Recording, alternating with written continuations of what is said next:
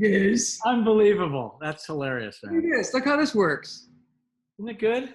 Good. You're a I handsome can't believe I'm looking at you. I can't believe it. This is crazy. How are you, man? I'm good. So nice to meet you and connect with you. I used to, I lived off of Nichols Canyon, and I lived off of, where else? Outpost. And we used to pass what we thought was your house. We'd say, you know who lives there? Richard Marx lives there. No way. We all get excited. I swear to God, that's really. Wait a minute. Here's the thing. I lived right at Mulholland and Woodrow Wilson. Yeah, that's right. Because when I first came out here, I lived in Nichols Canyon. Wait, you froze.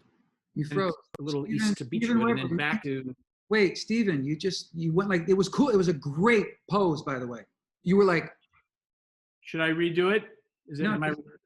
just back. So you guys lived down the street from there, right? Yes, and then for a while we lived on Nichols, and then Outpost. Anyway, that's all I have. That's all I have. Well, I'm glad to finally meet you, and I have been a fan of yours for a long time, and I feel that I've seen enough of what you've done that I can make an informed claim that you're not only a fine actor, but you're a funny motherfucker. Thanks.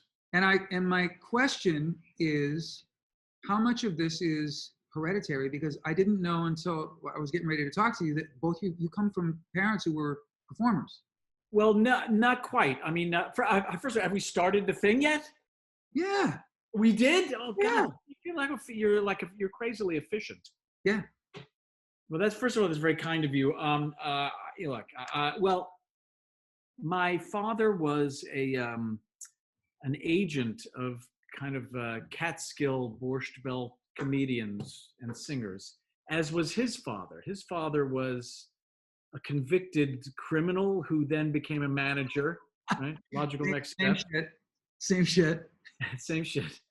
And who actually managed the early careers of Jackie Gleason and Don Rickles. And then my father, wow. But then they left him. I think it was like a mob thing. I really do believe that. And then my father, who had no sense of humor, became an agent of comedians too. And my mom was a great nightclub singer in the vein of, I want to say, Keely Smith, or, she had this kind of very clean, bluesy voice, and she played nightclubs. She was a regular at the Copa in the 50s. Wow. Yeah, so she was a really gifted performer, and then just gave it up. She shouldn't have, but she did. But did she retire before you were born, or? Oh yeah. I mean, she was performing at 16 and 17 and 18, and then I think married at 19, and that was the end. And of course, she shouldn't have. Years later, she tried to pick it up again. Right. In the, I want to say, late 70s, and played a couple of clubs, but she didn't have the fire in the belly. Gotcha. Did they have great stories? They must have told you some great stories, though, right? Well, they did. Except my father, who was this. I realized only in recent years that he was a Korean War veteran who had terrible PTSD and was this rageaholic and a kind of a mess. A good guy, but tough and broken, and I was privy, even as a young child, to that seedier side of show business, that Broadway Danny Rose part, which has its own kind of allure, but it ain't pretty. It's and you really see sad. Do you know what I mean? Yeah, it's a little sad. It is. It can be sad. I mean, there's a sad component in show business. I mean, sure. And this was no exception.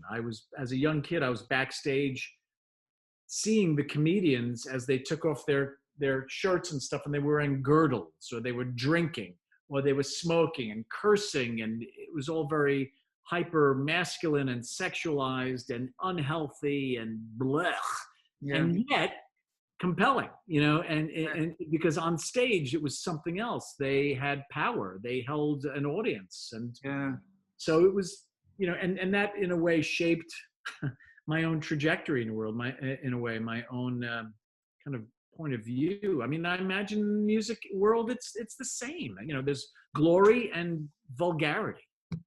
Glory and vulgarity. Yes. I mean, it's incredible. But what was the turn for you that made you go, oh, I'm going to pursue this? Who were your, was it always acting? Was it always like you wanted to be an actor? It was, I suppose part of it had this, this nascent desire to maybe please my father or please his friends. If I did imitations and stuff, he would say, hey, do Ed Sullivan or some garbage like that. You know? Tonight, Here, on our show. see, you and I are the only people that are talking about Ed Sullivan right now.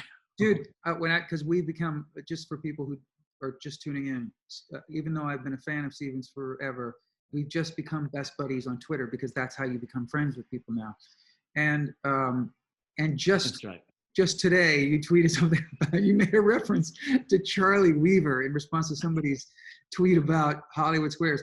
And I was sitting there thinking, I got so sad for a second because I fucking know exactly who I know exactly who he's talking about. Yeah.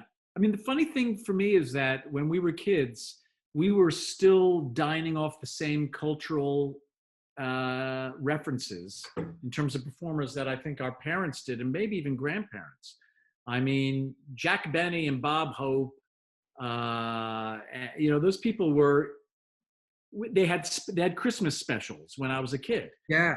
And so I knew who they were, and I even became a fan of old time radio because I would buy records and everything. So I had an understanding, and I think a lot of our contemporaries did too. We had decades of the same references that our parents did, and suddenly I realized that all of that has been almost obliterated because my kids certainly don't share that same knowledge, those same touchstones. It's also interesting, and I want to get back to your trajectory, but before we leave this, because I feel like, you know, this is what we would be doing if we were just sitting having a drink talking. Yeah. I do think that it's, for the most part, it's different in music than certainly in film or television, in that I know a lot, my kids included, I don't have kids, I have men, 29, 27, 26. But Wow.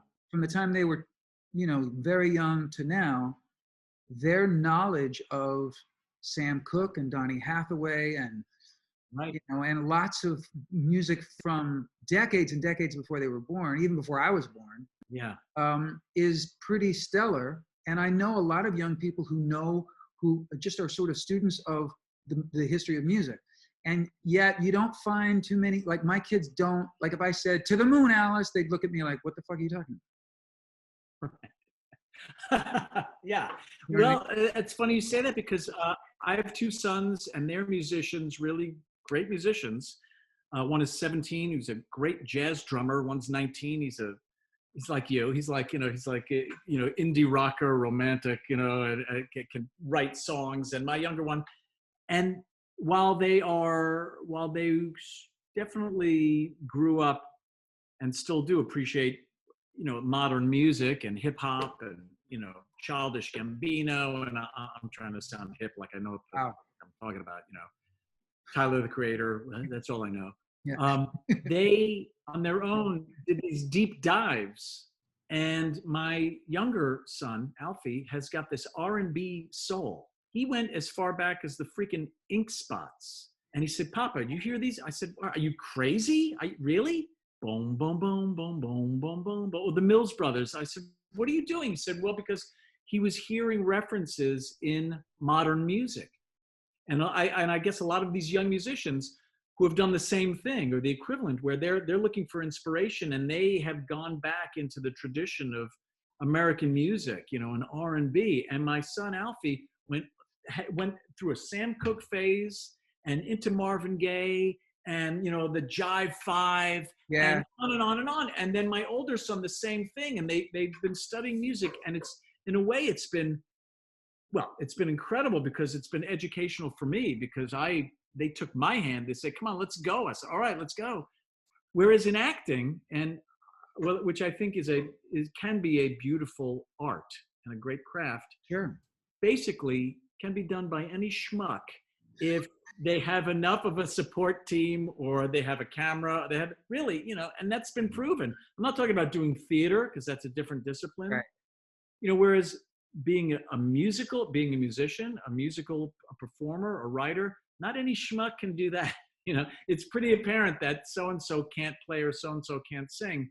But man, you can take virtually any idiot off the street and make them into it and give them a decent performance because you can light them and edit them and coach them and all that stuff. Well, that's fair enough, but so that's a great lead back to what I wanted to ask you about. So you mentioned that you would do impressions and you were trying to like Yeah. entertain your parents and your dad, and I was thinking about this earlier because it's so weird. You just said what you said. I was thinking to myself, is he gonna agree or disagree with me that, and I mean this with nothing but respect, but I do feel that acting, not necessarily gifted acting, but acting in general is something that can be taught. Whereas I don't think you can teach comedic timing like you have. Well, Like I think you either have that innately or you don't, and then that cannot be taught. It can be refined, but it can't be taught. You either know when to, and it is musical in its way.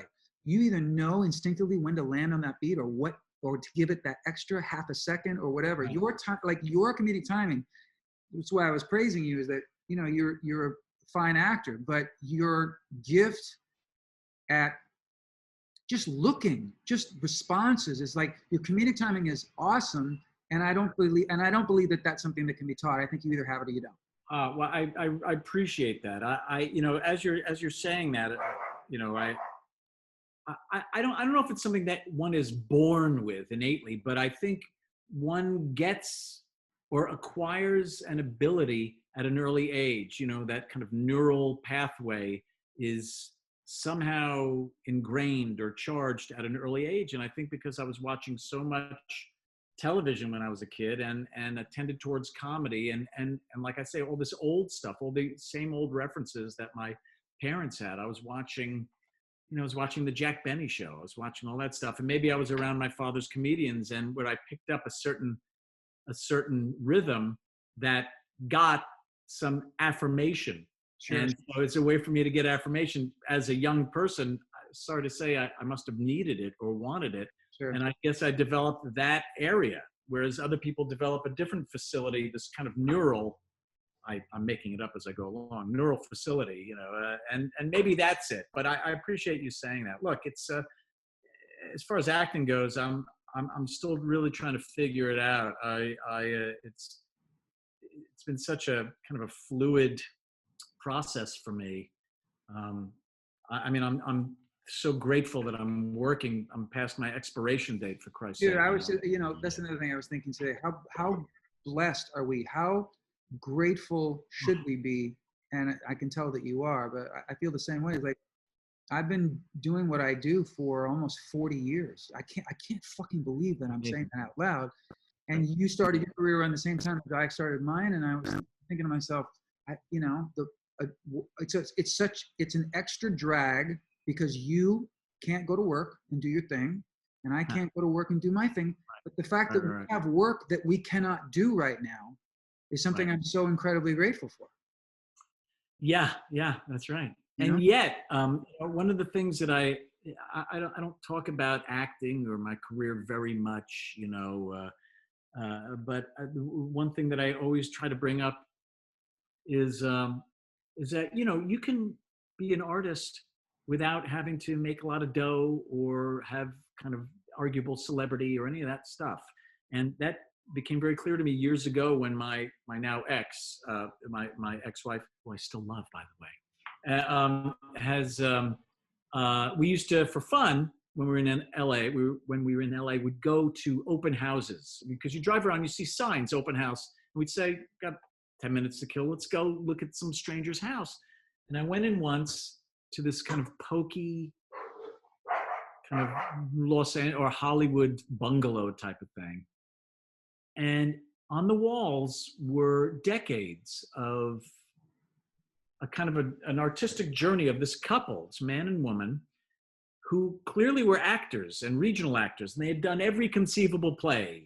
I don't know, You Can't Take It With You or Oklahoma or anything. And you could see them get older in each picture posters and cast photos. I had no idea who these people were. And I like kind of, trivia and ephemera and all that Yeah. stuff. Yeah, no clue, but it was clear that they had a life in the arts Yeah. that was so satisfying and lengthy and deep. Didn't make a lot of money, had no fame. It was the most beautiful thing to me, and really hammered home something that goes unspoken too much, is that, art, or being an artist or being a performer, doesn't mean you're a failure if you're not famous. It doesn't mean Right. you're a failure if you don't make money. I mean, I worked with people on Broadway who were in the ensemble for shows for Yeah. years and years and years. They didn't Yeah. make a hell of a lot of money, but they were on Broadway, man. Yeah. They're how long, but they certainly didn't fit the stereotype of what a performer was, and that's important for me to remember and try to pass that on. Yeah. Yeah. Yeah. And so you're doing, you kind of, the show that you're doing now with Fran Drescher, which is, there's another thing. You take somebody who has the pedigree that you both have especially in sitcoms, and you're now working together. And so how far into the season did you get to film before? Did you get a whole season in the can? We were a mid-season, so we just did 13 shows, including the pilot. And then The we show's were called Indebted, by the way. Pardon? The show's called Indebted. It's called Indebted on NBC. And look, it's a young show. It's still finding its legs. I think it has great potential, and not just working with Fran, who's great, but all the kids in it. Yeah. These kids are in their 30s, and a lot of them have not done that type of 4-camera film in front of a live audience type of thing. It's fun. It's great. It's again, the gratitude. I'm in the gratitude phase of my life. So am I. It's one step before the drunken obliteration, which I'm looking forward to. That's the next. No, you should try drunken gratitude. That's what I'm doing right now. I'm doing drunken gratitude, but then I'm going to go into just kind of just sad drunkenness. Yeah, absolutely. Yeah, they're going to say, "Is that a pile of laundry with hair?" Oh no, that's Steven Weber. Just sitting there. Oh, but how amazing to be experiencing what we're experiencing in the glorious way that we are. I mean, that's the other thing. I've been in a real strong place of gratitude for a while now, especially when it comes to my career and my life and finding, the person that I'm, madly in love with and married to, and all the things that really, really, truly matter. But my level of gratitude has skyrocketed from this crisis because I'm so aware of how many, and I talk about this in almost every episode of these that I do, because I think it's really important to be that how aware I am of being so deeply grateful that I don't have to go to work, that I don't have to put myself at risk, that my immediate family doesn't have to do any of that stuff. And it's all the more reason that I am so now aggressively protective of those people who are doing what they're doing to help us. And they're being, we're at a point where a lot of them are being abused and verbally abused and accosted, and it's not okay. It's fucked up. And it's like I wish I could sort of like spread this sense of gratitude where it really needs to be right now, because we all must be so deeply and eternally grateful to these people, who the first responders, the essential workers, these people, grocery store workers, delivery people. Like that's what I'm the most grateful for right now, is that there are people out there who are doing the stuff that they're doing. Well, I agree, man. I agree. And there's been such social and economic inequity for decades now, and that to me, I don't want to get too political, but I call it the triumph of capitalism, which is ultimately, I guess I'm a capitalist, but I have to believe that there's got to be a conscience involved in, the garnering of profit, and the triumph of capitalism is ironic because it means that you can profit without having to be burdened with civility or manners or compassion or empathy fuck that shit. Just let's make it transactional. I got mine, you got yours, so long, asshole. And that's kind of who we're being led by and who's informing our culture in many ways. Agreed. It's staggering to me. And, I don't know what to do about it. I complain, or I try to write stupid tweets on that goddamn toxic trough Twitter, which is, yes, it brought us together. Brought us together.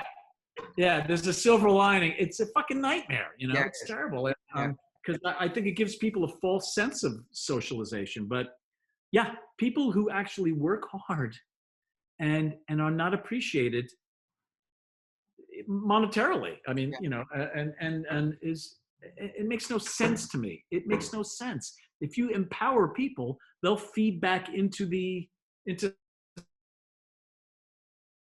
Shit, I lost you there again. everybody will do well. The rich will still be rich.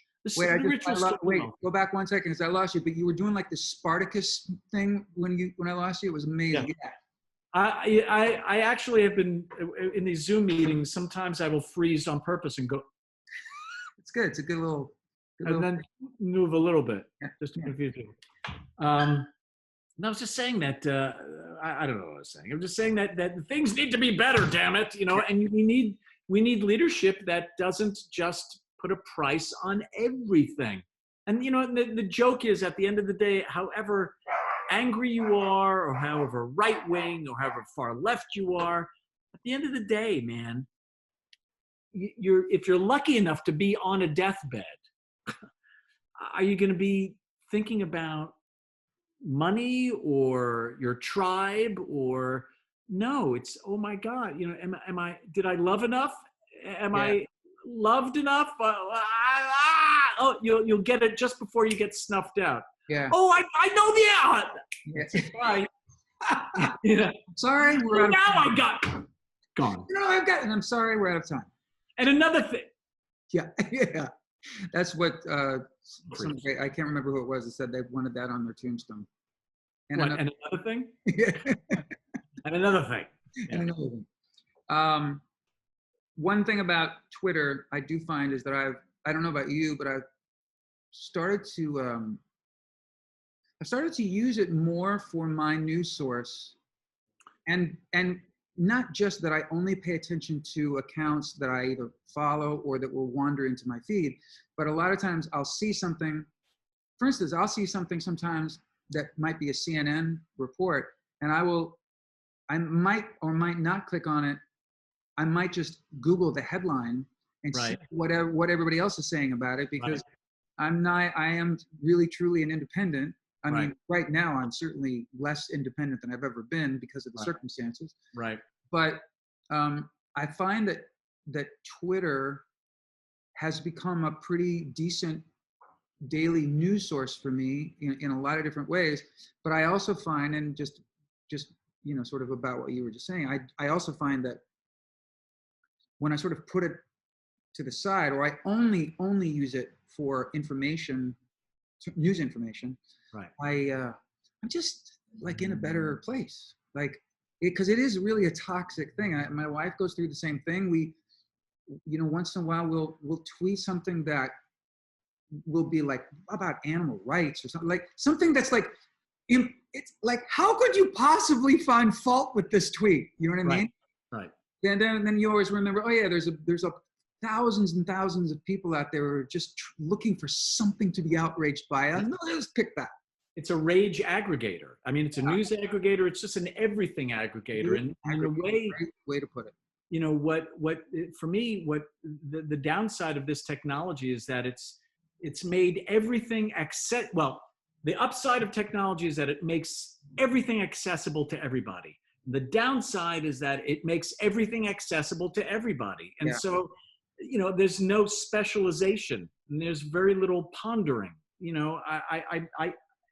As archaic as it may seem, there was probably some benefit to television stations going off the air at midnight or 1 a.m., followed by a whole, 6 or 7 hours of a test pattern or snow. And that's because our souls needed a rest. Yeah. And as soon as the 24-hour news cycle started up, when they realized, hey, there's people who are going to what? Spend money at 3 a.m. Let's start programming. Then I feel like everybody adopted that rhythm. And I don't think it's natural. I think we adapt to it, but I feel like part of the problem in society is that there's no appreciation for a natural rhythm. Yeah. You know, and that means taking a break from it all. Every time I take a break from Twitter, and it's really hard, and the fact that we're talking about it means that there's an addictive component to it. Absolutely. I feel way, way, way better. Yeah. I don't feel less informed. No. I feel less enraged. Yeah. Yeah. I mean, Yeah. I'm not. Yeah. Okay. No, I'm saying yeah, and I'm going in because I've made this same speech to various friends of mine and to my own mirror, and it's yeah, when I have these little breaks where I'm just gonna just meditate. I'm gonna just talk to Daisy, and we're gonna have a drink and just really. The more I'm away from this, the better it is. You're right. Because I think that part of my addiction to it is this sense of I need to know what's going on. My addiction is not to comments or any of that shit. Right. I have fun with that, but even in the most bitter back and forths, I do engage with trolls sometimes because I just feel like my attitude is apathy just breeds more ignorance, and sometimes people need to be called out and said, "Wait, what the fuck did you just say?" Yeah. But whereas that's not particularly toxic to me because it's just sort of like goofy. My addiction is I need to know what's going on all the time. And it's exactly what you're talking about. It's a different version of that 24-hour news cycle. And you're right. As humans, we need a fucking rest sometimes. And also in our technology and our news sources tend to present and edit and kind of bottle the imagery and the events in such a way that might not capture the nuance. Yeah. A crowd might not be a crowd. A person screaming, if you look down, you don't see their shoes and their shoes are tattered. And maybe that suddenly you have empathy for this person or sympathy. There's something going on where so much of our information is being funneled through a particular subjective lens. And what always, when back in the day when we would travel, what always used to blow my mind and blow me, was no, never, was that everybody's the same. Oh my God, you mean you want the best for your children, and you want a roof, and you want to eat, and you want to relax, and you want to feel like you've accomplished. Oh, that's right. You're not a stereotype. You're not just a faceless smudge of a person, wearing clothes that I've been told are scary. Oh, I get it. And that is an experience that is gotten only if you get up off your ass and get a passport and get the fuck out, and go to another country. Yeah. But, I've heard some statistic, I don't know if it's apocryphal or fake or whatever, but that the vast majority of Americans don't even have a passport. I know. Okay. That to me is crazy. I've been asked several times, what is your greatest extravagance? And I want to say travel. Travel. My ex is English, and and she did not come from money. These were lower middle class people who nevertheless got into their goddamn car and they packed all their fucking clothes and they went to Spain, and then they drove to Italy, and they didn't stay in big hotels, but guess what? They were exposed to people. Yeah, they accidentally became worldly and became sophisticated, and they at least had a justification for whatever opinions they developed. And I don't think Americans do that enough. They get too much information from these things, and after a while you're just getting regurgitated and reprocessed stuff. But I think that, if I may, Stephen, yes, you may. What your ex's family had that you have and that I have that separates us from a lot of the people that you're talking about is one simple thing, which is curiosity. And that's something that I see less and less present in people that who I'm around. They're not particularly curious people. They're fine to be on the steady diet of whatever they're seeing in their timeline. They're not necessarily going and investigating bits and pieces of it. And separate and apart from that, you're either a curious person or you're not. And don't you think that's been fostered in a way? There's more fear-based information than kind of constructive or what's the word? I mean, welcoming information. That's the wrong words, but you rarely hear about the Peace Corps or a college student, and now instead it's more fear-based stuff, and it just kind of there just seems to be a preponderance of that to me. I don't know. Agree. And that's why once in a while you catch. Like, do you follow Rex Chapman? Do you see his feed? I don't. Yeah, I'll send you his. I mean, he's got a huge following now, but he daily finds and retweets these they're usually just hilarious little clips, or they're there's that phrase that you hear now, which is like, this is the Twitter content I'm here for, which is positivity. And just it's just everything from really, really goofy, funny shit to a dog making a little baby feel better to like, and it's like Rex has, and he's had an interesting life. He was a, pro basketball player, and he's had some turmoil, but he seems to be at a place now where, and I don't know him, but we follow each other on Twitter, and he's just sort of become a daily dose of what you're just referencing as being missing. Well, yeah, I look, I'm a sucker for those. I was just earlier today, I took 5 minutes and was watching pets reunited with their owners. Yeah. I mean, you can't watch that and be an asshole immediately following it. You just can't. That's it.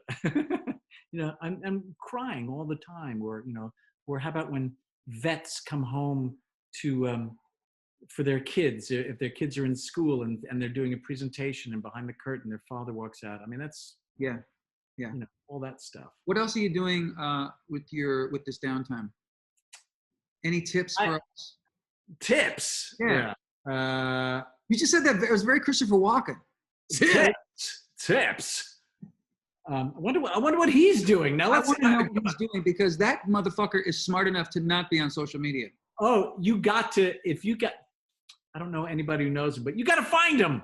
I'll find him. What am I doing? I'm mostly, I've become incredibly handy. I thought you were going to say I've become incredibly handsome.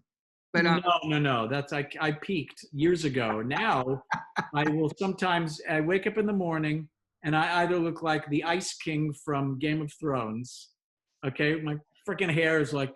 Dude, we have our hair though, man. Come on. I worked on it. Yeah, or I look in the mirror and I go, what's my mother doing here? Oh, that's me.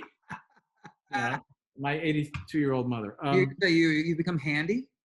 I become incredibly handy. I've always tried to fix things a little bit, but now I'm going all out and, assembling things. And, I have a staircase, and I was singing or behaving like an idiot and with my dog, and I fell up the stairs. My knee went into the wall and made a divot, like a baseball-sized divot.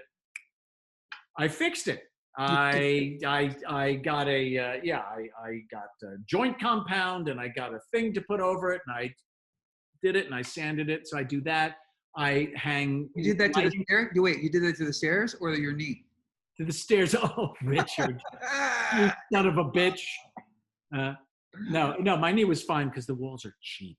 Gotcha. And just drywall. And I hang ceiling fixtures, and I do all sorts of things, and I go back and forth to my kids and my ex's house and my house, and I take care of shit all day. I hung a disco ball in my son's room. He wanted.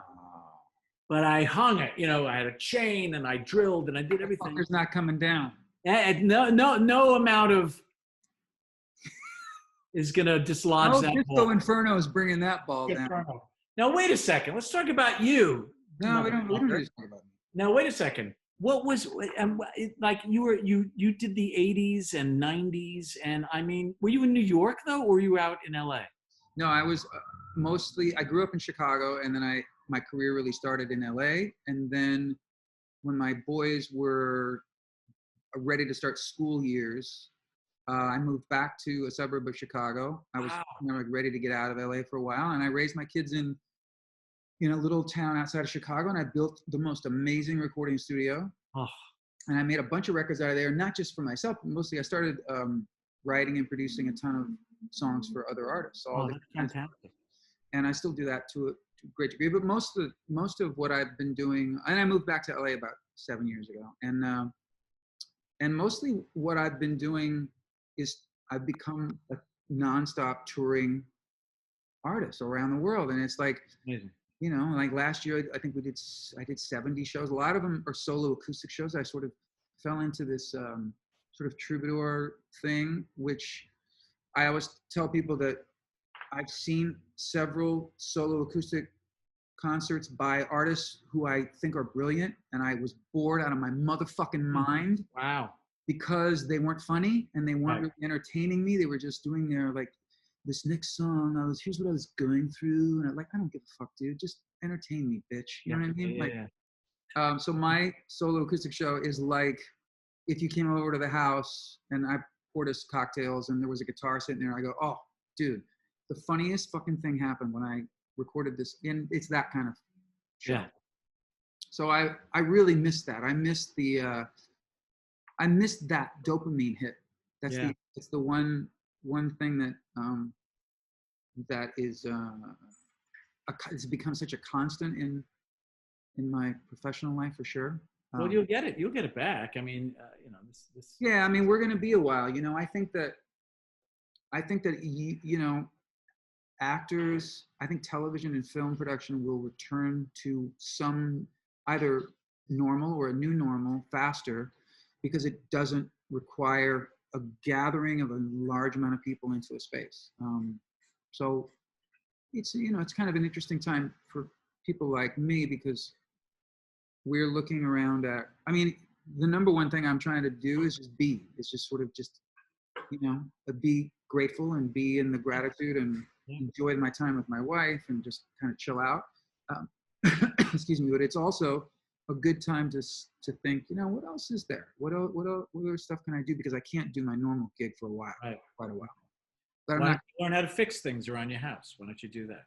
Yeah, I mean, I've never been handy.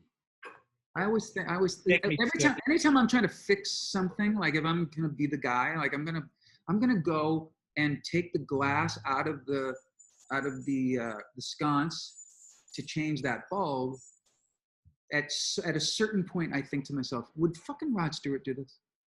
Maybe he would. I don't think he would.